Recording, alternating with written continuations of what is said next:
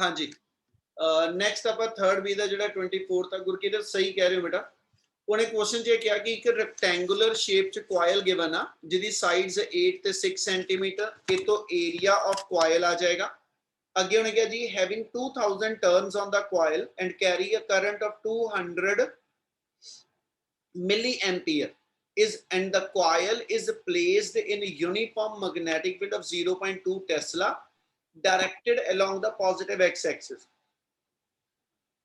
मेरी आवाज नहीं आ रही?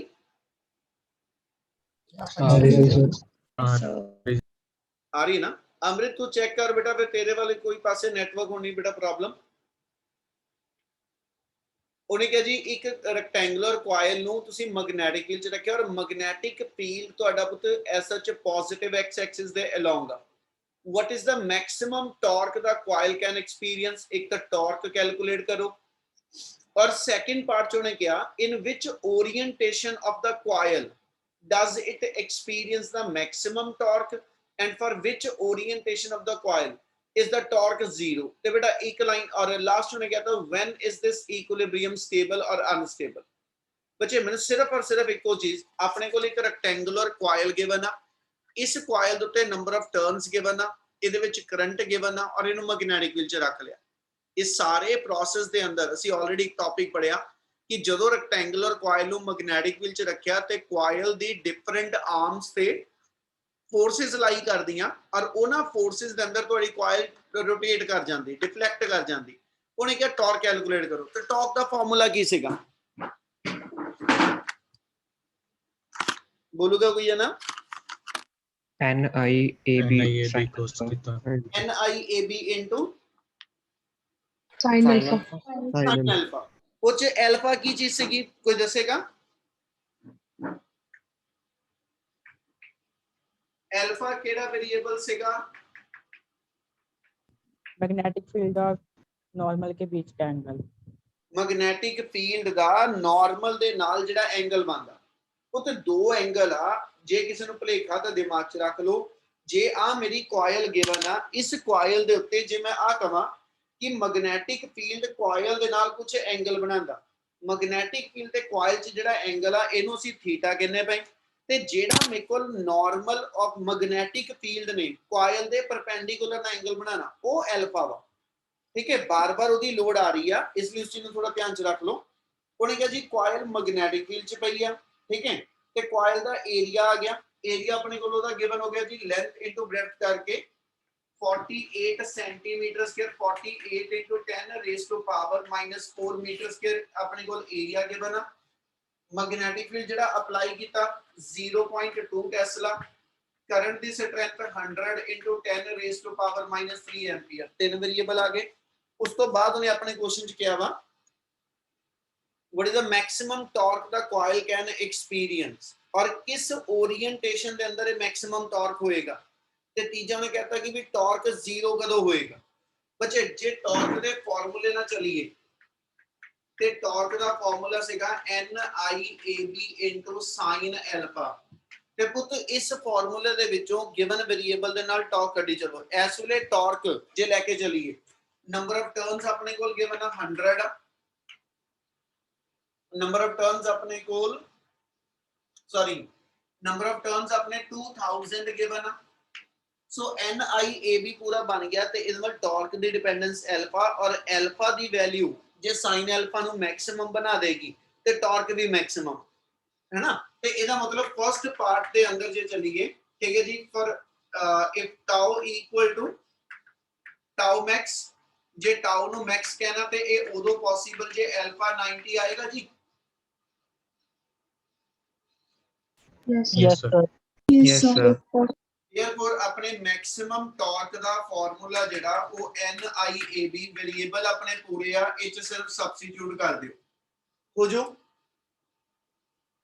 yes sir Yes, sir. ਇਹਦੇ ਵਿੱਚ ਉਹਨੇ ਸੈਕਿੰਡ ਪਾਰਟ ਚ ਪੁੱਛਿਆ ਸੀ ਇਹ ਕਿਹੜੀ ਓਰੀਐਂਟੇਸ਼ਨ ਆ ਜਦੋਂ ਇਹ ਕੰਡੀਸ਼ਨ ਬਣੇਗੀ ਤੇ ਬੱਚੇ ਆਪਾਂ ਇਹ ਕਿਹਾ ਸੀਗਾ ਕਿ ਵੀ ਜੇ ਮੇਰੇ ਕੋਲ ਐਸ ਸੱਚ ਆ ਲੈ ਲਈਏ ਕਿ ਜਿਹੜੀ ਕੋਇਲ ਗਿਵਨ ਆ ਔਰ ਹੱਥ ਮੇਰਾ ਰੈਕਟੈਂਗੂਲਰ ਕੋਇਲ ਹੋਗੀ ਪੈਨ ਮੇਰਾ ਨਾਰਮਲ ਆ ਗਿਆ ਤੇ ਆਹ ਲਾਈਨ ਮੇਰਾ ਮੈਗਨੈਟਿਕ ਫੀਲਡ ਆ ਤੇ ਅਲਫਾ ਜਿਹੜਾ ਐਂਗਲ ਆ ਉਹ ਇਹਨਾਂ ਦੋ ਵੇਰੀਏਬਲ ਚ ਆ ਤੇ ਜੇ ਅਲਫਾ ਇਸ ਵੇਲੇ 90 ਆ ਤਾਂ ਅਸੀਂ ਕਿਹਾ ਸੀਗਾ ਇਹਦਾ ਮਤਲਬ ਆ ਕਿ ਵੀ magnetic field in the plane of coil ਹੋਣਾ ਚਾਹੀਦਾ। ਕਿਆ ਆ ਗੱਲ ਸਮਝ ਲੱਗਦੀ ਵੀ? Yes. Yes, sir. Yes. Yes, sir. ਠੀਕ ਹੈ, ਜਦੋਂ ਐਂਗਲ 90 ਆ, ਐਂਗਲ ਦੇ ਹਿਸਾਬ ਨਾਲ ਅਸੀਂ ਪਰਪੈਂਡੀਕੂਲਰ ਵਰਡ ਤੇ ਆ, ਪਰ J S H figure wise ਸੋਚ ਕੇ ਚੱਲੀਏ ਤਾਂ ਅਸੀਂ ਇਹ ਕਹਿੰਦੇ ਕਿ ਵੀ ਇਸ ਮੂਵਮੈਂਟ ਤੇ magnetic field along the plane of coil ਹੋਣਾ ਚਾਹੀਦਾ। ਤੇ ਜੇ magnetic field plane of coil ਚਲਾਈ ਕਰੇਗਾ ਤੇ ਇਸ ਵੇਲੇ ਟਰਨਿੰਗ ਇਫੈਕਟ ਮੈਕਸਿਮਮ।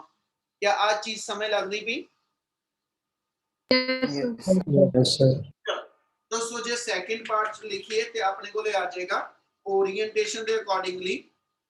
जे ओरिएंटेशन को डिफाइन करिए तो आप कह देंगे, ठीक है, plane of coil and magnetic field, plane of coil and magnetic field are parallel to each other. Coil दा प्लेन ते मैग्नेटिक फील्ड ये दो चीज़ां पैरेलल होनी चाहिए, फिर अपने को एस एच जिहड़ा टॉर्क आ वो मैक्सिमम आ जाएगा। क्लियर है कंडीशन है वाली? Yes, sir. Yes. Sir.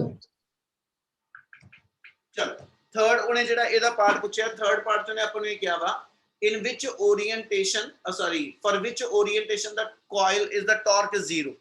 तो पुत उसे फार्मूला च ले लो, टॉर्क जीरो ते मतलब अल्फा जीरो होएगा। यानी जेकर आप लइए for tau to be zero, ठीक है जी, देन अल्फा अपना जेड़ा वा it should be equal to 0 degree. हो जो थर्ड पार्ट। Yes. Yes. ते चौथा पार्ट उन्हें ये क्या वा, फॉर विच ओरी चौथे पार्ट ने क्या, when is this equilibrium stable और अनस्टेबल। इक्विलिब्रियम वर्ड कदों यूज हुंदा?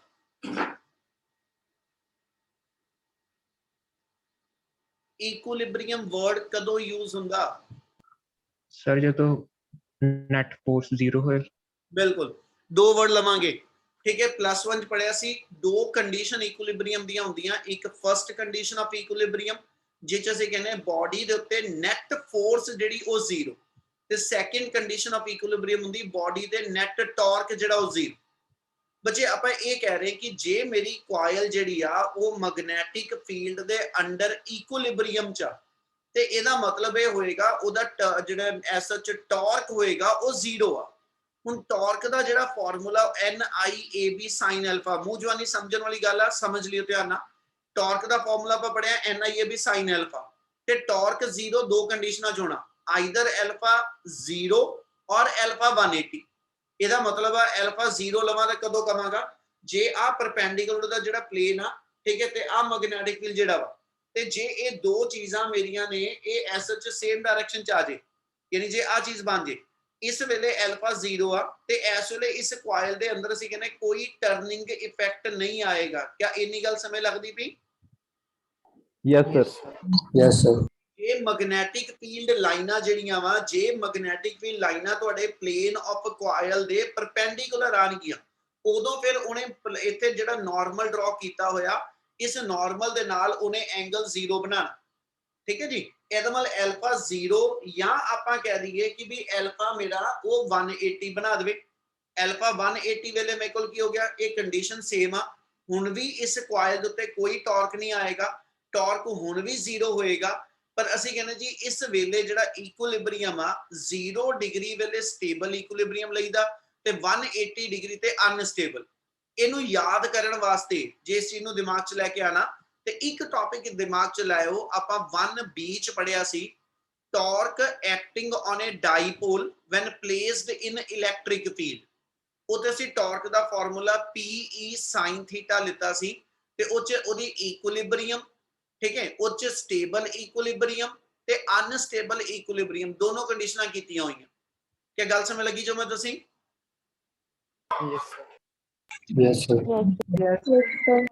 जे ते लेके चलना ते ਆਪਾਂ चौथे पार्ट च कह रहे हैं फॉर स्टेबल इक्विलिब्रियम, ये पहला वर्ड लिख दो फॉर इक्विलिब्रियम। इक्विलिब्रियम वास्ते टॉर्क जीरो आना चाहिए। ਹੁਣ ਕਿਹੜੀ ਕਿਹੜੀ ਕੰਡੀਸ਼ਨ ਆ, ਕਹਿੰਦਾ ਜੀ ਇਹਦਾ ਮਤਲਬ ਇਹ ਜੇ ਅੱਗੇੋਂ ਚੱਲਾਂ ਤੇ ਜੇ ਸਟੇਬਲ ਇਕੁਇਲਿਬਰੀਅਮ ਹੋਏਗਾ, ਤੇ ਸਟੇਬਲ ਇਕੁਇਲਿਬਰੀਅਮ ਵਾਸਤੇ ਅਲਫਾ 0 ਡਿਗਰੀ ਯਾਨੀ normal to the plane of coil, ਤੇ ਜਿਹੜਾ ਮੈਗਨੈਟਿਕ ਫੀਲਡ ਆ ਦੋਨੋਂ ਪੈਰਲਲ ਆ। ਤੇ ਜੇ ਅਨਸਟੇਬਲ ਇਕੁਇਲਿਬਰੀਅਮ ਆ, जे अनस्टेबल इक्विलिब्रियम है ते अल्फा दी वैल्यू 180 ना ले लांगे बाकी रेस्ट ऑफ द कंडीशन अपनी सारियां सेम रहनगियां क्या पूरा न्यूमेरिकल समय लग गया Yes, sir. Yes, sir. Yes, sir. Yes, Yes, sir. sir. कुछ मेरे गूंगे बच्चे भी तो हैगे वो भी तो दसो समय लगी Yes, sir. हाँ जी सर। Yes, sir. हाँ जी sir. Yes, sir. Yes, sir. कुछ Yes, sir. साइलेंट बच्चे हैगे आ वो बोल पो कि भी उन्होंने समय लगी Yes, sir. Yes, yes, sir. Yes, sir. मैं तो क्या तुसी ये देख लो मैनू किन्नी कैटेगरी बनानियां पैंदियां पुछण वास्ते ते कुछ हजे भी इदां दे ने ਜਿਹੜੇ नहीं बोले क्या ਉਹਨਾਂ ਨੂੰ ਸਮਝ ਲੱਗੀ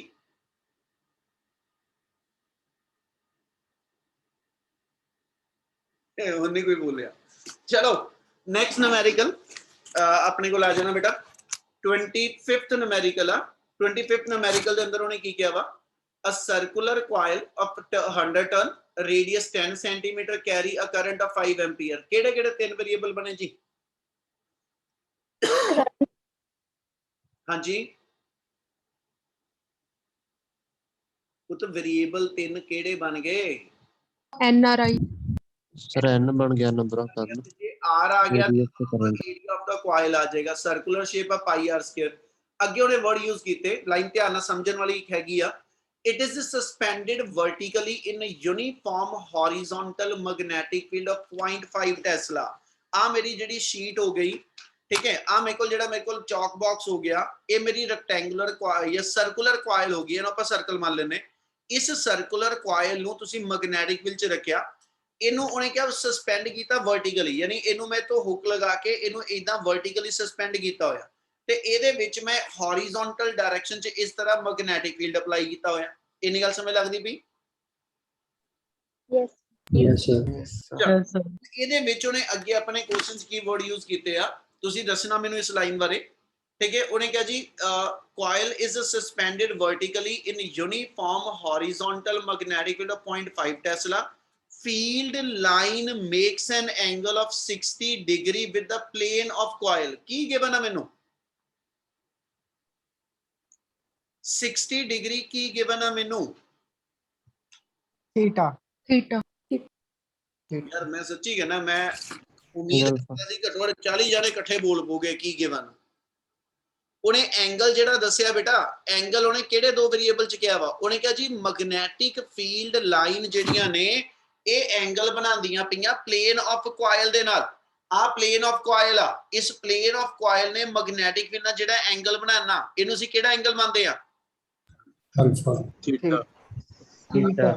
Theta.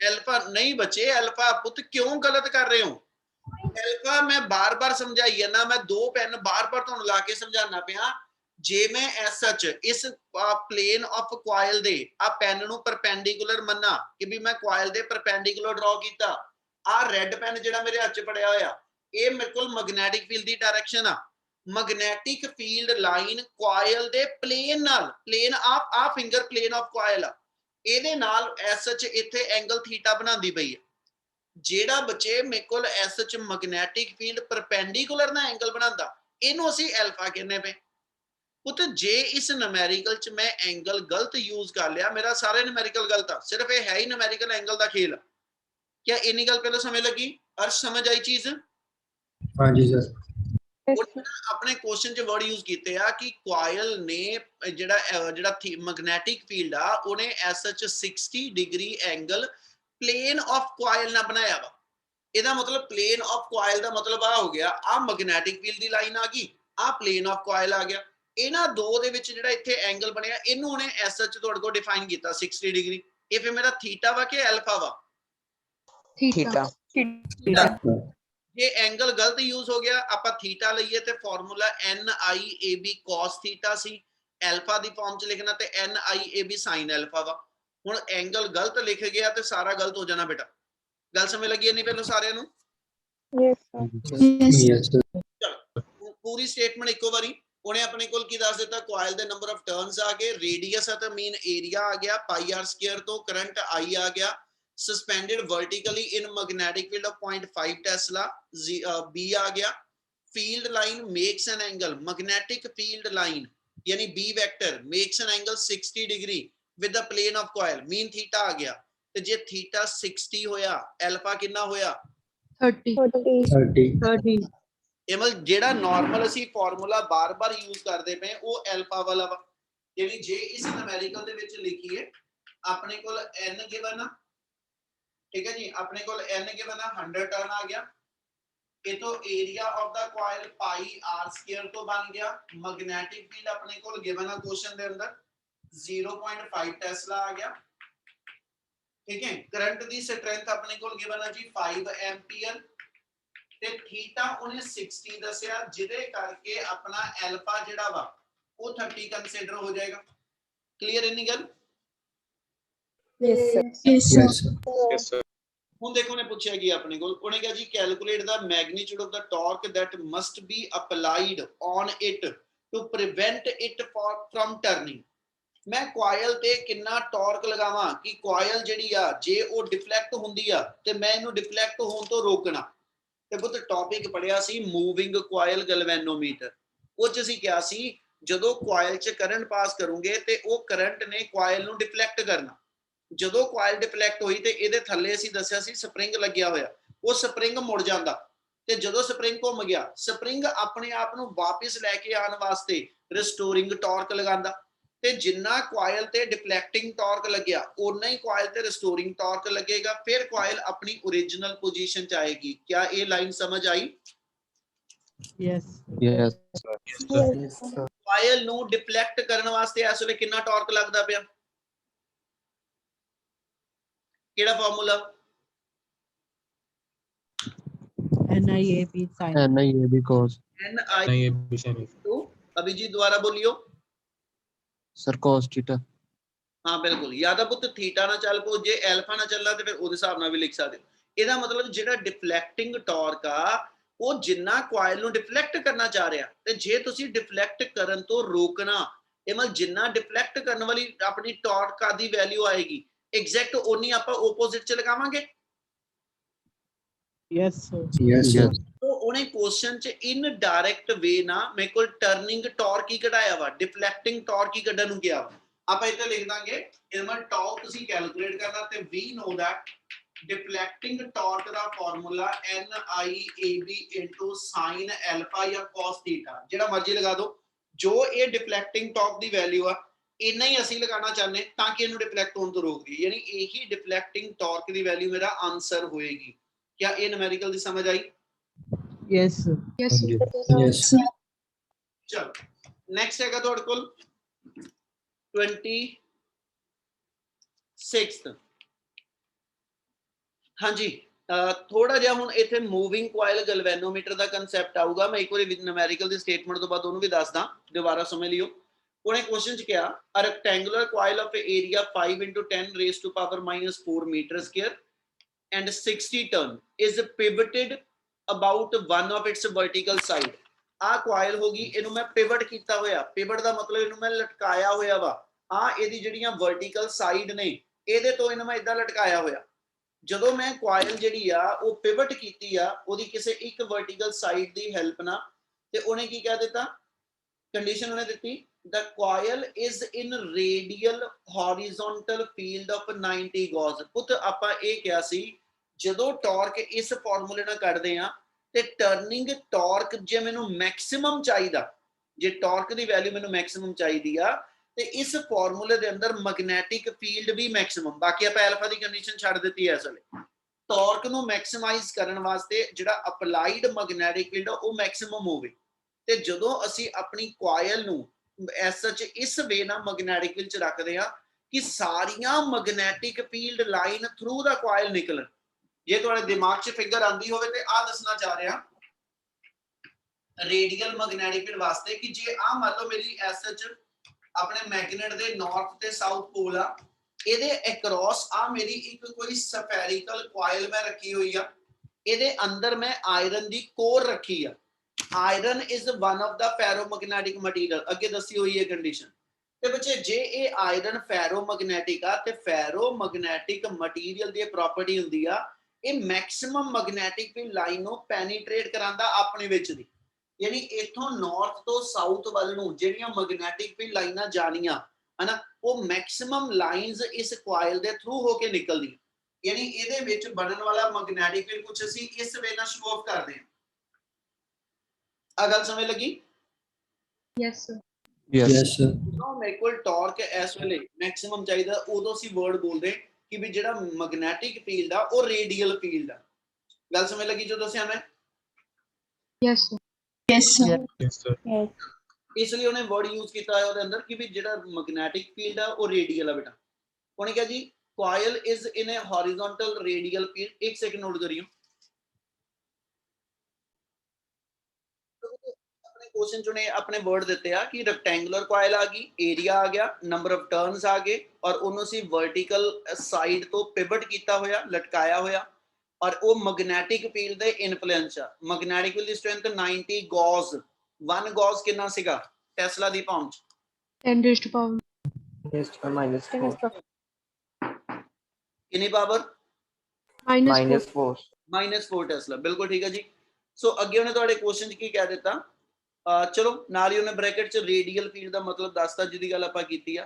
What is the torsional constant of the hair spring connected to the coil if a current of 2 milliampere produces an angular deflection of 18 degree? बच्चे समझण वाली इको ही लाइन है, सिर्फ होर कुछ नहीं हैगा। जे मूविंग कॉइल गैल्वेनोमीटर वाला टॉपिक याद आ ते ओ च सी मैं फिर वही लाइन दोबारा रिपीट करन लग्या कि आ रेक्टेंगुलर कॉइल आ, इनू मैं तो सस्पेंड कीता होया। इस कॉइल दे थ्रू जदों करंट पास करदा, इहदी सारियां आर्म चों जदों करंट जांदा, ਉਹਦੇ ਵਿੱਚੋਂ ਅਸੀਂ ਇੰਨਾ ਕਿਹਾ ਸੀ ਆ ਟੌਪ ਤੇ ਬਾਟਮ ਵਾਲੀ ਆਰਮਸ ਦਾ ਕਰੰਟ ਜਿਹੜਾ ਵਾ ਹਨਾ, ਇਹਨਾਂ ਦੋਨਾਂ ਦੇ ਉੱਤੇ ਜਿਹੜੀ ਫੋਰਸਿਸ ਲਾਈ ਕਰਦੀਆਂ ਉਹ ਇੱਕ ਦੂਜੇ ਨਾਲ ਕੈਨਸਲ ਹੋ ਜਾਂਦੀਆਂ ਤੇ ਬਾਕੀ ਜਿਹੜੀਆਂ ਦੋ ਆਰਮਸ ਤੇ ਫੋਰਸਿਸ ਨੇ ਹਨਾ, ਇਹ ਫੋਰਸਿਸ ਕੋਇਲ ਤੇ ਕੁਝ ਇਸ ਵੇ ਨਾਲ ਲੱਗਦੀਆਂ, ਇੱਕ ਇਧਰ ਨੂੰ ਜੇ ਫੋਰਸ ਲੱਗੀ ਤੇ ਦੂਜੀ ਫੋਰਸ ਇਹਦੇ ਤੇ ਇਧਰ ਨੂੰ ਆਪੋਜ਼ਿਟ ਲੱਗੀ, ਇਹਨਾਂ ਫੋਰਸਿਸ ਦੇ ਅੰਡਰ ਤੁਹਾਡੀ ਕੋਇਲ ਘੁੰਮ ਜਾਂਦੀ ਤੇ ਜਦੋਂ ਕੋਇਲ ਰੋਟੇਟ ਕਰਦੀ ਆ ਅਸੀਂ ਕਿਹਾ ਇਹਦੇ ਉੱਤੇ ਡਿਫਲੈਕਟਿੰਗ ਟਾਰਕ ਲੱਗਿਆ ਜਿਹਦੀ ਵੈਲਿਊ ਲਿਖੀ ਆ ਤੇ ਜਿੰਨਾ ਕੋਇਲ ਆਪਣੀ ਥਾਂ ਤੋਂ ਡਿਫਲੈਕਟ ਕਰਦੀ ਆ ਇਹਦੇ ਨੀਚੇ ਅਸੀਂ ਕਿਹਾ ਸੀ ਇੱਕ ਹੇਅਰ ਸਪਰਿੰਗ ਲੱਗਿਆ ਹੁੰਦਾ, ਪਤਾ ਜੋ ਦੱਸਦਾ ਪਿਆ? Yes, ਹਾਂਜੀ sir. yes. ਠੀਕ ਆ, ਇਹਦੇ ਨੀਚੇ ਹੇਅਰ ਸਪਰਿੰਗ ਲੱਗਾ ਹੁੰਦਾ। ਜਦੋਂ ਆ ਕੋਇਲ, ਜੇ ਮੈਂ ਆਪਣੇ ਹੱਥ ਨੂੰ ਕੋਇਲ ਗਿਣ ਕੇ ਚੱਲਾਂ, ਜਦੋਂ ਇਹ ਕੋਇਲ ਘੁੰਮੀ ਆ ਬਾਹ ਮੇਰਾ ਉਹ ਸਪਰਿੰਗ ਆ, ਜਿੱਦਾਂ ਹੀ ਕੋਇਲ ਡਿਫਲੈਕਟ ਹੋਈ ਇਥੋਂ ਸਪਰਿੰਗ ਨਾਲ ਮੁੜ ਜਾਂਦਾ ਤੇ ਸਪਰਿੰਗ ਮੁੜਨ ਦੇ ਕਰਕੇ ਉਹ ਸਪਰਿੰਗ ਇਹਨੂੰ ਕੋਇਲ ਨੂੰ ਇਹਦੀ ओरिजिनल ਪੋਜੀਸ਼ਨ 'ਚ ਵਾਪਸ ਲੈ ਕੇ ਆਂਦਾ। ਜਿੰਨੀ ਕੋਇਲ ਜ਼ਿਆਦਾ ਡਿਫਲੈਕਟ ਹੋਏਗੀ, ਇਹਨੂੰ ਅਸੀਂ ਕਹਿੰਦੇ ਜਿੰਨਾ ਡਿਫਲੈਕਟਿੰਗ ਟਾਰਕ ਜ਼ਿਆਦਾ ਲੱਗੇਗਾ ਉਨਾ ਹੀ ਕੋਇਲ ਤੇ ਰੀਸਟੋਰਿੰਗ ਟਾਰਕ ਵੀ ਜ਼ਿਆਦਾ ਲੱਗੇਗਾ ਇਹਨੂੰ ਵਾਪਸ ਲੈ ਕੇ ਆਉਣ ਲਈ। ਤੇ ਉਹਦੇ ਲਈ ਅਸੀਂ ਆਹ ਫਾਰਮੂਲਾ ਦਿੱਤਾ ਸੀਗਾ, ਉਹਦੇ ਲਈ ਅਸੀਂ ਆਹ ਕਿਹਾ ਸੀਗਾ ਵੀ ਨੋ ਦੈਟ, ਠੀਕ ਹੈ ਜੀ, ਡਿਫਲੈਕਟਿੰਗ ਟਾਰਕ ਉਹਦਾ ਫਾਰਮੂਲਾ ਆ ਗਿਆ NIAB sin 90। 90 ਕਿੱਥੋਂ ਲਿਖਿਆ? ਬਾਰ-ਬਾਰ ਕਹਿ ਰਿਹਾ, ਉਹਨੇ ਵਰਡ ਬੋਲ ਦਿੱਤਾ ਰੇਡੀਅਲ ਫੀਲਡ। रेडियल फील्ड वेले अपने आप च जिहड़ा प्लेन ऑफ कॉइल है ते मैग्नेटिक फील्ड है ये दोनों पैरेलल हो गए ते एंगल अल्फा मेरा 90 बन गया। आ गल समझ लगी जो दसदा पिया? Yes, sir. Yes, sir. Yes, sir. ते ਇਹਦਾ मतलब अपने को डिफ्लेक्टिंग टॉर्क दी वैल्यू आ गई NIAB। अब तो मेरा डिफ्लेक्टिंग टॉर्क है जिहड़ा ਉਹਨੂੰ ਇਹਦੀ इक्विलिब्रियम पोजीशन तो मोड़ देगा, घुमा देगा ते ਇਹਦੇ अगेंस्ट जिहड़ा रिस्टोरिंग टॉर्क आ, ठीक है, आप जे इत्थे लिखिए ते जिहड़ा रिस्टोरिंग टॉर्क होएगा, रिस्टोरिंग टॉर्क नु आपां लिखिया सी as such proportional to theta. Theta दा मतलब है अपनी वर्टिकल पोजीशन तो जिन्ने डिग्री एंगल ते ये रोटेट कर गई, जिन्नी रोटेशन ज्यादा होएगी उन्ने रिस्टोरिंग टॉर्क भी ज्यादा बनू ते प्रोपोर्शनैलिटी कांस्टेंट जिहड़ा लगान लगिया, जिहड़ा इत्थे प्रोपोर्शनैलिटी कांस्टेंट लगा रहा वो के आ, के दे दो नाम आ, के नु टॉर्शनल कांस्टेंट भी कहने आ ते के दा दूजा नाम restoring torque. Restoring torque per unit twist, किन्ने एंगल ते कॉइल ट्विस्ट कीती घुमी आ, है ना, ਇਹਦਾ ਮਤਲਬ ਆਪਾਂ ਜੇ ਟੋਟਲ ਰਿਸਟੋਰਿੰਗ ਟਾਰਕ ਨੂੰ ਟੋਟਲ ਐਂਗਲ ਦੇ ਨਾਲ ਡਿਵਾਈਡ ਕਰਾਂ ਤੇ k ਦੀ ਵੈਲਿਊ ਬਣੂਗੀ? Yes, sir. Yes, sir. Yes, sir. तो बच्चे जेड़ा आपा एस एच टॉर्शनल कांस्टेंट उन्हें वर्ड किया वा या ये कह लो restoring torque per unit twist word use करेगा, है ना, ਅਸੀਂ ਉਹ k ਦੀ ਵੈਲਿਊ ਫਾਈंड ਆਊਟ ਕਰਨੀ ਹੈ ਤੇ ਆਪਣੀ ਕੰਡੀਸ਼ਨ ਇਹ ਆ ਕਿ ਕੋਇਲ ਹਮੇਸ਼ਾ ਇਕੁਇਲਿਬਰੀਅਮ ਪੋਜੀਸ਼ਨ ਚ ਹੁੰਦੀ ਹੈ। ਤੇ therefore in equilibrium ਜੇ ਤੇ ਲੈ ਕੇ ਚਲੀਏ in equilibrium deflecting torque ਤੇ restoring torque ਇਹ ਦੋਨੋਂ ਦੇ ਦੋਨੋਂ ਆਪਸ ਇਕੁਅਲ ਆ ਇਹਦਾ ਮਤਲਬ NIAB it should be equal to k theta ਇਥੋਂ k ਕੱਢ ਦਿਓ k ਦਾ ਫਾਰਮੂਲਾ NIAB over ਕਿਹਦਾ ਜੀ ਥੀਟਾ ਆ ਜਾਏਗਾ ਕੀ ਆ ਗੱਲ ਸਮਝ ਆਈ Yes, sir. Yes, sir. Yes, sir. Yes, sir. Yes, sir. Yes, sir. ਚਲੋ ਜੇ ਇੰਨਾ ਕੁ ਘੱਟੋ ਘੱਟ ਰਿਸਪੌਂਡ ਕਰ ਦਿਆ ਕਰੋ ਤਾਂ ਮੈਨੂੰ ਵੀ ਪੜਾਉਣ ਦਾ ਥੋੜਾ ਮਜ਼ਾ ਬਣਿਆ ਰਹਿੰਦਾ ਹਾਂਜੀ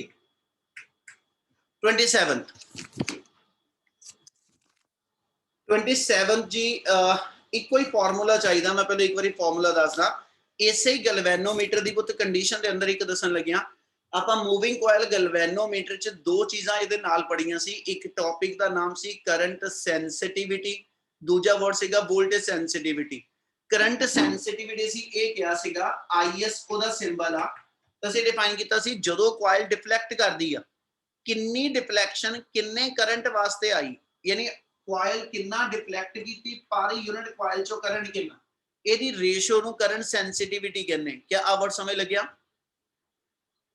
Yes, sir. Yes, sir. ਹੁਣ ਜੇ ਮੈਂ ਇਥੋਂ ਆਪਾਂ ਐਸ ਜੇ ਬਣਾ ਲਈਏ theta by I the value ਇਥੋਂ ਕੱਢ ਲਈਏ ਹਨਾ ਤੇ ਆਪਣੇ ਕੋਲ ਇਹ ਵੈਲਿਊ NAB over K ਇਹਨਾਂ ਜੋ Yes, sir. Yes, sir. ਹਨਾ K ਆਪਣੇ ਪਹਿਲੇ ਪਾਰਟ ਚ ਆਪਣੇ ਕੁਐਸਚਨ ਇੱਕ ਵਾਰ ਦੁਬਾਰਾ ਪੜ ਰਿਹਾ ਸੌਰੀ ਕਰੰਟ ਸੈਂਸਿਟੀਵਿਟੀ ਇਸ ਫਾਰਮੂਲੇ ਨਾਲ ਆ ਜਾਏਗੀ ਜਿਹਦੀ ਵੈਲਿਊ NAB by K ਆ ਗਈ NAB by K ਆ ਗਈ ਤੇ ਜੇ ਵੋਲਟੇਜ ਸੈਂਸਿਟੀਵਿਟੀ ਕਹੀਏ ਤੇ ਉਹ ਸੀਗੀ ਜੀ ਮੇਰੇ ਕੋਲ ਡਿਫਲੈਕਸ਼ਨ ਬਾਈ ਵੋਲਟੇਜ ਔਰ V ਨੂੰ ਲਿਖ ਦੋ I by R ਤੇ ਇਹ ਚੋਂ ਥੀਟਾ ਬਾਈ I ਮੇਰਾ IS ਹੈਗਾ ਯਾਨੀ ਇਹਦੀ ਵੈਲਿਊ IS by R ਆ ਗਈ ਜਿਹਨੂੰ NAB over K into R ਨਾਲ ਲਿਖ ਦਾਂਗਾ क्या आ गल पहले समझ लगी Yes, sir. Yes, sir. बेटे जेड़ा 27th न्यूमेरिकल आ ठीक है इनो ਆਪਾਂ ਸੋल्व नहीं करने वाला कुछ हैगा सिर्फ समझ लियो और कुछ नहीं हैगा फार्मूला चाहिदा सी ਉਹਨੇ ਕਿਹਾ करंट सेंसिटिविटी ਤੇ वोल्टेज सेंसिटिविटी दो मूविंग कॉइल गैल्वेनोमीटर गिवन ਆ ਤੁਹਾਡੇ ਕੋਲ ਵੱਖਰੇ ਵੱਖਰੇ ਉਹਨਾਂ ਦਾ ਕੰਪੇਅਰ ਕਰ ਯਾਨੀ ਇੱਕ ਵਾਰੀ IS ਦੀ ਰੇਸ਼ੋ ਕੱਢਣੀ ਆ ਇੱਕ ਵਾਰੀ VS ਦੀ ਰੇਸ਼ੋ ਕੱਢਣੀ ਤੇ ਜੇ IS ਦੀ ਰੇਸ਼ੋ ਆ ਗਈ ਉਸ ਰੇਸ਼ੋ ਨੂੰ ਰੈਜ਼ਿਸਟੈਂਸ ਨਾਲ ਜੋੜ ਲਓ ਤੇ ਵੋਲਟੇਜ ਸੈਂਸਿਟੀਵਿਟੀ ਦੀ ਵੀ ਰੇਸ਼ੋ ਆਜੋ Yes, sir. ਉਹਦੇ ਲਈ ਵੇਰੀਏਬਲ Yes, ਦੇਖੋ sir. ਉਹਨੇ ਕਿਹਾ ਜੀ 2 ਮੀਟਰ ਆ ਜਿਹੜਾ ਮੀਟਰ A ਆ ਉਹਦਾ n ਗਿਵਨ ਆ ਨੰਬਰ ਆਫ ਟਰਨਸ ਗਿਵਨ ਆ ਠੀਕ ਆ ਆਪਣੇ ਕੋਲ ਏਰੀਆ ਗਿਵਨ ਆ ਮੈਗਨੈਟਿਕ ਫੀਲਡ ਗਿਵਨ ਆ ਤੇ ਨਾਲ ਉਹਨੇ ਰੈਜ਼ਿਸਟੈਂਸ ਦੱਸੀ ਆ K ਨਹੀਂ ਹਜੇ ਦੱਸਿਆ ਇਹਦੇ ਦੂਜੇ ਮੀਟਰ ਲਈ ਵੀ ਇਹ ਸਾਰੇ ਵੇਰੀਏਬਲ ਆ ਅਗਲੀ ਲਾਈਨ ਚ ਉਹਨੇ ਇੰਨਾ ਕਹਿਤਾ you are given that spring on the 2 meter they have the same torsional constant ਇਹਨੇ ਤੁਹਾਡੇ ਦੋਨੋਂ ਦੇ ਦੋਨੋਂ ਮੀਟਰ ਦੇ K ਦੀ ਵੈਲਿਊ ਸੇਮ ਹੋਗੀ ਬੇਟਾ Yes, sir. Yes, sir. Yes, Yes, sir. ਇਹਦਾ ਮਤਲਬ ਜੇ ਇਸ ਨੂਮੈਰਿਕਲ ਦੀ ਗੱਲ ਕਰੀਏ 27 ਦੇ ਅੰਦਰ ਤੇ ਜੇ ਕਰੰਟ ਸੈਂਸਿਟੀਵਿਟੀ ਦੀ ਰੇਸ਼ੋ ਕੱਢਣੀ ਆ ਇਹ ਮਤਲਬ IS by IS2 ਆ ਗਿਆ ਰੇਸ਼ੋ ਲਿਖੂੰਗਾ K ਤਾਂ ਵੈਸੇ ਹੀ ਨਿਕਲ ਗਿਆ ਇਹ ਮਤਲਬ ਆਪਣੇ ਕੋਲ ਆ ਗਿਆ ਜੀ N1 A1 B1 over N2 A2 into B2 ਆ ਰੇਸ਼ੋ ਆਪਾਂ ਸੋਲਵ ਕਰਨੀ ਹੋ ਜੂ Yes, sir. Yes, sir. Yes, sir. ਦੂਜਾ ਤੁਸੀਂ ਵੋਲਟੇਜ ਸੈਂਸਿਟੀਵਿਟੀ ਦਾ ਲਿਖ ਲਓ ਉਹ ਚ ਫਰਕ ਸਿਰਫ ਇਹ ਹੈ ਕਿ ਵੀ ਨਾਲ ਰੈਜ਼ਿਸਟੈਂਸ ਉਹ ਕੰਸੀਡਰ ਹੋ ਜਾਣੀ ਇਹ ਮਤਲਬ ਜੋ ਆਪਣੇ ਕੋਲ ਇਤੋਂ ਜੀ ਆਪਾਂ VS1 by VS2 ਲਿਖਣਾ ਹੋਵੇ ਠੀਕ ਹੈ ਇਹ ਆ ਗਿਆ ਜੀ IS1 over R1 ऊपर चला गया R2 ओवर आ गया IS2 ਤੇ ਆਪ ਉੱਤੇ ਮੇਰੇ ਕੋਲ IS1 by IS2 ਹੈ ਨਾ ਇਹ ਆਲਰੇਡੀ ਮੇਰੀ ਆ ਰੇਸ਼ੋ ਨਿਕਲੀ ਪਈ ਹੋਏਗੀ ਪਹਿਲਾਂ ਇਸ ਰੇਸ਼ੋ ਨੂੰ ਇੱਥੇ ਯੂਜ਼ ਕਰ ਲਓ ਨਾਲ ਰੈਜ਼ਿਸਟੈਂਸ ਦੀ ਦੋਨਾਂ ਦੀ ਵੈਲਿਊ ਗਿਵਨ ਆ ਰੇਸ਼ੋ R2 R1 ਦੀ ਨਾਲ ਜੋੜ ਲਓ ਤੇ ਵੋਲਟੇਜ ਸੈਂਸਿਟੀਵਿਟੀ ਦੀ ਰੇਸ਼ੋ ਆਜੋ Yes, sir. yes, sir. Yes, sir. Yes, sir. ਅੱਛਾ ਇੱਕ ਵਾਰੀ ਉਹ ਬੋਲੋ ਜਿਹੜੇ ਬੋਲੇ ਹੀ ਨਹੀਂ ਕੀ ਸਮਝ ਲੱਗੀ Yes, sir. Yes, sir. Yes. Yes, sir. Yes, sir. Yes, sir. ਚਲੋ Yes, sir. ਬੋਲ ਪਏ ਹਾਂਜੀ ਚਲੋ ਵਧੀਆ ਗੱਲ ਕੀਤੀ ਅੱਛਾ ਚਲੋ 28th numerical statement important ਆ ਸਮਝੋ क्वेश्चन उन्होंने क्या बेटा, current sensitivity of A moving coil galvanometer increases by 20%। सारे ही न्यूमेरिकल 5 तो 6 ਜਿਹੜੇ ਹੁਣ ਆਣੇ ਆ ਸਾਰੇ ਇੰਪੋਰਟੈਂਟ ਆ ਬੇਟਾ, ਥੋੜੇ ਧਿਆਨ ਨਾਲ ਸਮਝਦੇ ਚਲਿਓ। ਉਹਨੇ ਕਿਹਾ current sensitivity of a moving coil galvanometer increase by 20%। ठीक है जी, when it's resistance increase by a factor 2। ठीक है, वोल्टेज करंट सेंसिटिविटी गैल्वेनोमीटर दी 20% इंक्रीज हुई ਜਦੋਂ ਰੈਜ਼ਿਸਟੈਂਸ ਜਿਹੜੀ that is increase by a factor 2। ਕੀ ਮਤਲਬ ਹੈ ਇਸ line the, resistance increase by factor 2। Sir double ਹੋ ਗਈ। ਬਿਲਕੁਲ ਠੀਕ, ਮਤਲਬ ਇੱਥੇ ਕਿਸੇ ਨੇ r+2 ਲਿਖ ਲਿਆ ਤਾਂ ਗਲਤ ਹੋ ਜਾਣਾ ਬੇਟਾ। ਇੱਕੋ ਚੀਜ਼ ਧਿਆਨ ਨਾਲ ਨੋਟ ਕਰਨ ਵਾਲੀ ਹੈਗੀ, ਉਹਨੇ ਇਸ ਨਿਊਮੈਰੀਕਲ ਚ ਆਪਾਂ ਨੂੰ ਇਹ ਕਿਹਾ ਵਾ ਕਿ ਜਿਹੜੀ ਕਰੰਟ ਸੈਂਸਿਟੀਵਿਟੀ ਆ ਉਹਨੂੰ IS ਡੈਸ਼ ਲਿਖ ਦਿੰਨੇ। ਉਹ ਕਹਿੰਦਾ ਜੀ ਇਹ ਐਸਐਚ 20% ਵੱਧ ਗਈ, ਇਹਦਾ ਮਤਲਬ IS dash the value IS plus 20% of IS ਹੋ ਜਾਏਗੀ। ਕਦੋਂ ਹੋ ਜਾਏਗੀ, ਕਹਿੰਦਾ ਜੀ ਜਦੋਂ ਰੈਜ਼ਿਸਟੈਂਸ ਦੀ ਵੈਲਿਊ SH ਇਨਕਰੀਜ਼ ਬਾਈ ਫੈਕਟਰ 2, ਯਾਨੀ ਜਦੋਂ R ਡੈਸ਼ ਦੀ ਵੈਲਿਊ 2R ਬਣੇਗੀ ਉਦੋਂ IS dash the value IS plus 20% of IS ਆ ਜੂ। ਹਾਂਜੀ sir. Yes, sir. Yes, sir. ਇਹਨੂੰ ਆਪਾਂ ਲਿਖ ਲਈਏ, ਇਹਦਾ ਮਤਲਬ IS ਡੈਸ਼ ਦੀ ਵੈਲਿਊ ਆਪਣੇ ਕੋਲ ਕਿੰਨੀ ਬਣ ਗਈ ਜੀ, ਇਹ ਤੋਂ IS ਤੇ ਇਹ ਤੋਂ ਜੇ ਸੋਲਵ ਕਰ ਲਾ 120 ਜਾਂ ਇਹਨੂੰ ਸਿੱਧਾ ਲਿਖ ਦੇਣਾ 1.2 IS ਆ ਜੂ। क्या समय लग गया बच्चे? Yes, sir. Yes, sir. तो इनस Yes, sir. आता है सारे अनु। Yes, sir. तो IS dash the value 1.2 IS ਬਣੀ ਤੇ R ਡੈਸ਼ ਦੀ ਵੈਲਿਊ ਸਾਡੇ ਕੋਲ ਜਿਹੜੀ ਆ ਉਹ 2R ਬਣੀ। ਤੇ ਉਹਨੇ ਹੁਣ ਪੁੱਛਿਆ ਕੀ ਆ ਕੁਐਸਚਨ ਦੇ ਅੰਦਰ, ਉਹਨੇ ਆਪਣੇ ਨਿਊਮੈਰੀਕਲ ਚ ਇਹ ਕਿਹਾ ਕਿ calculate by what factor the voltage sensitivity will change. ਤੁਸੀਂ ਕੀ ਲੱਭਣਾ ਜੀ, ਕੀ ਲੱਭਣਾ? Change in voltage sensitivity. ਕੋਈ ਹੋਰ ਦੱਸ ਦਿਓ ਕੀ ਲੱਭਣਾ? Sir, ratio ਲੱਭਣਾ। ਹਾਂ, Ratio। ਜੇ ਆ ਚੇਂਜ 20% ਦੀ ਆਈ ਆ, IS ਦੇ ਵਿੱਚ 20% ਚੇਂਜ ਆ, R ਦੇ ਵਿੱਚ 100% ਚੇਂਜ ਆ, R plus 100% of R ਦੇ ਹਿਸਾਬ ਨਾਲ 2R ਬਣ ਗਿਆ। ਉਹ ਕਹਿੰਦਾ ਦੱਸੋ ਵੋਲਟੇਜ ਸੈਂਸਿਟੀਵਿਟੀ ਕਿੰਨੇ % ਚੇਂਜ ਆ। ਇਹਦਾ ਮਤਲਬ ਜਿਹੜਾ ਤੁਸੀਂ ਵੇਰੀਏਬਲ ਲੱਭਣਾ ਵਾ ਬੇਟਾ, ਹਨਾ, ਉਹ ਮੇਰੇ ਕੋਲ ਕੀ ਚੀਜ਼ ਹੋਈ, percentage change in voltage sensitivity. ਤੇ ਕਿਸੇ ਵੀ ਚੀਜ਼ ਦੀ ਪਰਸੈਂਟੇਜ ਚੇਂਜ ਜਦੋਂ ਲੱਭੀ ਦੀ ਆ ਉਹਦਾ ਮਤਲਬ ਚੇਂਜ ਇਨ value over original value into 100%। क्या ਇੰਨੀ ਗੱਲ ਸਮਝ ਲੱਗੀ ਜੀ?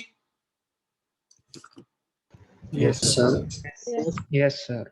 ਜੇ ਲਿਖ ਕੇ ਚੱਲਾ, ਇਹਦਾ ਮਤਲਬ ਜਿਹੜਾ ਵੇਰੀਏਬਲ ਤੁਸੀਂ ਲੱਭਣਾ ਉਹ ਇਹ ਹੋਏਗਾ VS dash minus VS over VS into 100%। ਤੁਸੀਂ ਇਸ ਸਾਰੀ ਚੀਜ਼ ਦੀ ਵੈਲਿਊ ਲੱਭ ਕੇ ਦੇਣੀ ਆ।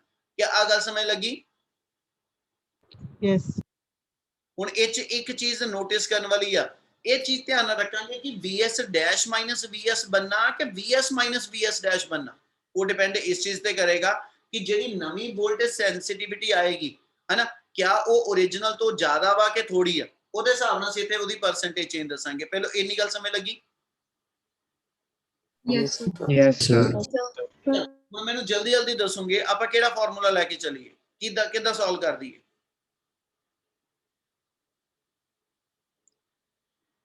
IS ਡੈਸ਼ ਹੈਗਾ, R ਡੈਸ਼ ਹੈਗਾ, ਹਨਾ, ਤੇ ਆਪਾਂ SH VS ਡੈਸ਼ ਦੀ ਕੰਡੀਸ਼ਨ ਬਣਾਣੀ ਹੈ। ਕੀ ਸੋਚਿਆ ਮੈਂ ਕੁਐਸਚਨ ਲਈ? IS upon R. ਬਿਲਕੁਲ, VS the value IS by R ਆ, ਯਾਨੀ ਇੱਕ ਮੈਨੂੰ VS ਦੀ ਵੈਲਿਊ ਚਾਹੀਦੀ, ਇੱਕ VS ਡੈਸ਼ ਚਾਹੀਦਾ। ਇਹਦਾ ਮਤਲਬ ਮੇਰੇ ਕੋਲ IS dash by R dash ਤੇ IS by R, ਇਹ ਦੋ VS ਤੇ VS ਡੈਸ਼ ਬਣਾ ਦੋਗੇ ਮੇਰੇ? Yes Yes, sir. Yes sir. ਜੇ ਇਹਨੂੰ ਪੁੱਤ ਲਿਖ ਕੇ ਚੱਲਾਂ ਤੇ ਆਪਾਂ ਨੂੰ ਇੱਕੋ ਇਦਾਂ ਲੈ ਲਾਂਗੇ, we know that ਆਪਣੇ ਕੋਲ ਜਿਹੜਾ VS ਆ ਉਹਦੀ ਵੈਲਿਊ ਆ ਗਈ ਜੀ IS by R, ਜਿਹੜਾ VS ਡੈਸ਼ ਆ ਉਹਦੀ ਵੈਲਿਊ ਆ ਗਈ IS dash by R dash. ਹੁਣ ਇੱਥੇ ਜੇ ਮੈਂ ਵੈਲਿਊ ਲੈ ਕੇ ਚੱਲਾਂ ਤੇ IS ਡੈਸ਼ ਦੀ ਆਪਣੀ ਵੈਲਿਊ 1.2 IS ਆ, ਇਹਦੀ ਵੈਲਿਊ ਆ ਗਈ 1.2 IS over R dash the value ਸਾਡੇ ਕੋਲ 2R ਬਣੀ ਆ, ਯਾਨੀ ਓਵਰ ਆ ਗਿਆ 2R। ਇੱਕ ਤਰ੍ਹਾਂ ਨੂੰ ਸੋਲਵ, ਠੀਕ ਹੈ। ਜੇ ਹੁਣ ਇਧਰੋਂ ਲਿਖੀਏ ਤੇ देयरफॉर ਆਪਣੇ ਕੋਲ SH ਜਿਹੜਾ VS ਡੈਸ਼ ਆ ਉਹਦੀ ਵੈਲਿਊ ਜੇ ਇੱਥੋਂ ਮੈਂ ਕੱਢ ਲਵਾਂ, ਠੀਕ ਹੈ, ਤੇ 12/20 into IS by R, but IS by R मेरा की है जी BS BS. BS। ਇਹਦਾ ਮਤਲਬ ਜੇ ਇਹਨੂੰ ਸੋਲਵ ਕਰ ਲਈਏ 4 3 ਦਾ ਤੇ 4 5 ਦਾ, ਇਹਦਾ ਮਤਲਬ 0.6 ਟਾਈਮ ਆਫ BS ਆਇਆ ਆਪਣਾ BS dash. Yes, Yes. sir. Yes, sir. Yes, sir. ਓਏ ਨਿਆਣਿਓ ਗੱਲ ਸਮਝ ਲੱਗੀ ਬੇਟਾ? Yes, sir. Yes, sir. Yes, Sir. ਜਿਹੜਾ VS ਡੈਸ਼ ਆਇਆ ਹੁਣ ਇਹ VS ਤੋਂ ਗ੍ਰੇਟਰ ਆਇਆ ਕਿ ਸਮਾਲਰ ਆਇਆ? Sir, smaller. ਸਮਾਲਰ ਆਇਆ। ਇਸ ਲਈ ਪਰਸੈਂਟੇਜ ਚੇਂਜ ਦੇ ਵਿੱਚ ਜੇ ਮੈਂ ਚੱਲਾਂ ਤੇ VS ਮਾਈਨਸ VS ਡੈਸ਼ ਬਣਾਵਾਂਗੇ, VS ਡੈਸ਼ ਮਾਈਨਸ VS ਕੱਢੂੰਗਾ ਤੇ ਨੈਗੇਟਿਵ ਚ ਵੈਲਿਊ ਆਏਗੀ। ਠੀਕ ਹੈ, ਇਸ ਲਈ ਇਹਨੂੰ ਜਦੋਂ ਲਿਖਣਾ ਨਾਓ ਇਥੋਂ ਤੁਸੀਂ ਜਿਹੜਾ ਵੇਰੀਏਬਲ ਲੱਭਣਾ ਉਹਨੂੰ ਆਪਾਂ ਇਦਾਂ ਲਿਖ ਦਿੰਦੇ ਹਾਂ VS minus VS dash over VS into 100%। ਤੇ ਇਹਨੂੰ ਸੋਲਵ ਕਰਕੇ ਆਪਾਂ ਲਿਖ ਦਈਏ ਆਪਣਾ ਆ ਗਿਆ 1 minus VS dash over VS into 100%। ਤੇ ਜੇ ਮੈਂ ਆ ਰੇਸ਼ੋ ਦੇਖ ਲਾ ਇੱਥੇ VS ਡੈਸ਼ ਓਵਰ VS ਦੀ ਵੈਲਿਊ ਆਪਣੇ ਕੋਲ ਬਣ ਗਈ। Yes, sir. Yes, sir. Yeah. ਓਏ ਨਿਆਣਿਓ ਢਿੱਲੇ ਹੋਈ ਜਾ ਰਹੇ ਹੋ ਯਾਰ, ਥੋੜੇ ਟਾਈਟ ਹੋ ਗਏ ਬੇਟਾ, ਐਕਟਿਵ ਹੋ ਕੇ ਥੋੜਾ ਜਿਹਾ। ਇਤੋਂ ਜੇ ਰੇਸ਼ੋ ਕੱਢੀਏ ਤਾਂ VS ਡੈਸ਼ ਓਵਰ VS ਦੀ ਰੇਸ਼ੋ ਬਣਦੀ ਆਪਣੀ। Yes, sir. Yes, sir. Ratio put up ਕਰ ਲਵਾਂ ਤੇ देयरफॉर ਆਪਣੇ ਕੋਲ ਜੇ ਇਹਨੂੰ ਸੋਲਵ ਕਰੀਏ ਤੇ 1 ਮਾਈਨਸ VS ਡੈਸ਼ ਬਾਈ VS ਦੀ ਵੈਲਿਊ ਆਪਣੀ 0.6 ਆ ਗਈ। ਤੇ ਜੇ ਇਹਨੂੰ ਸੋਲਵ ਕਰ ਲਈਏ ਤੇ 1 ਮਾਈਨਸ 0.6 0.4 into 100%। ਆ ਸੋਲਵ ਕਰਾਂ ਤੇ ਵੈਲਿਊ 40% ਆ ਜਾਏਗੀ। Yes, sir. Yes, sir. ਉਹ ਤਾਂ ਹਰ ਨੂਮੈਰੀਕਲ ਧਿਆਨ ਨਾਲ ਸਮਝਣ ਵਾਲਾ ਹੈਗਾ। ਕਿ 28th ਨੂਮੈਰੀਕਲ ਸਮਝ ਲੱਗਿਆ ਜੀ? Yes, sir. Yes, sir. Yes, sir. ਚਲੋ ਜੇ ਡਾਊਟ ਆ ਤੇ ਇਹ ਤੋਂ ਇੱਕ ਵਾਰੀ ਪੁੱਛ ਲਓ, ਜੇ ਨਹੀਂ ਤੇ ਤੁਸੀਂ ਨੈਕਸਟ ਨੂਮੈਰੀਕਲ ਜਿਹੜਾ 29th ਆ ਉਹਦੀ ਸਟੇਟਮੈਂਟ ਪੜੋ। ਮੈਂ ਇਹਦੀ ਫੋਟੋ ਕਲਿੱਕ ਕਰਦਾ।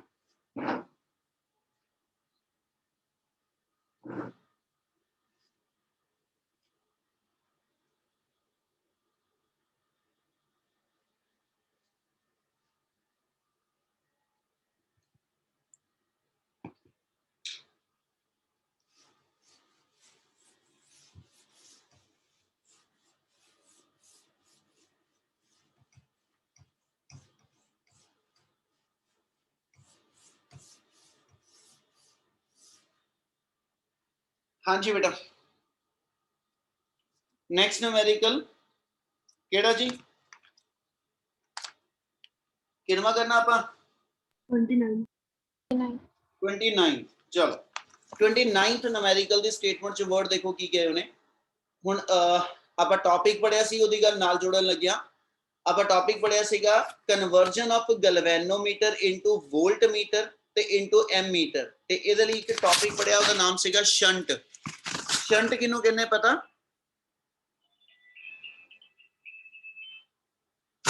ਸ਼ੰਟ ਕਿਹਨੂੰ ਕਹਿੰਦੇ ਪਤਾ ਬੱਚੇ? Yes, sir. ਬੋਲ ਦੋ ਫਿਰ। Lowest value resistor connected in parallel. Connected in parallel. Lowest value resistor which is always connected in parallel with the galvanometer to convert the galvanometer into an Ammeter. Ammeter. ਬਿਲਕੁਲ ਠੀਕ ਹੈ ਬੇਟਾ।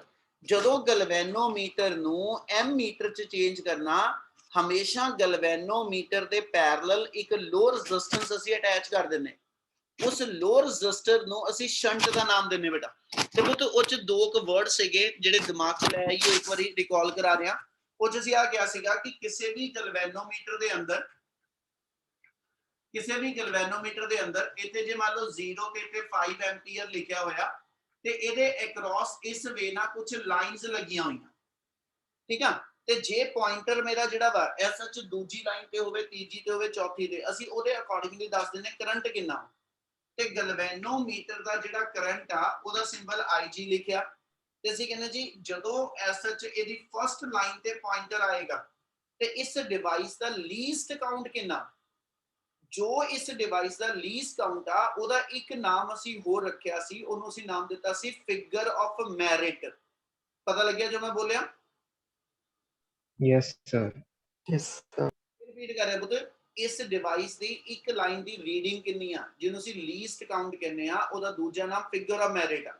ਜੇ ਮੈਨੂੰ ਮੇਰੇ device the figure of merit ਪਤਾ ਹੋਵੇ, ਠੀਕ ਹੈ, ਮਤਲਬ ਇਹਦੇ ਐਸ ਸੱਚ ਇੱਕ ਲਾਈਨ ਦੀ ਰੀਡਿੰਗ ਪਤਾ ਹੋਵੇ ਤੇ ਨਾਲ ਹੀ ਇੱਥੇ ਨੰਬਰ ਆਫ ਡਿਵੀਜ਼ਨ ਪਤਾ ਹੋਣ, ਤੇ ਅਸੀਂ ਕਿਹਾ ਸੀ ਨੰਬਰ ਆਫ ਡਿਵੀਜ਼ਨ ਨੂੰ ਇਹਦੀ ਇੱਕ ਲਾਈਨ ਦੇ ਨਾਲ ਮਲਟੀਪਲਾਈ ਕਰ ਦਿਓ, ਤੇ ਜਿਹੜੀ ਇੱਕ ਲਾਈਨ ਦੀ ਰੀਡਿੰਗ ਆ ਇਹਨੂੰ ਅਸੀਂ ਵਰਡ ਨਾਮ ਦਿੰਨੇ ਪਏ, this is called as the figure of merit.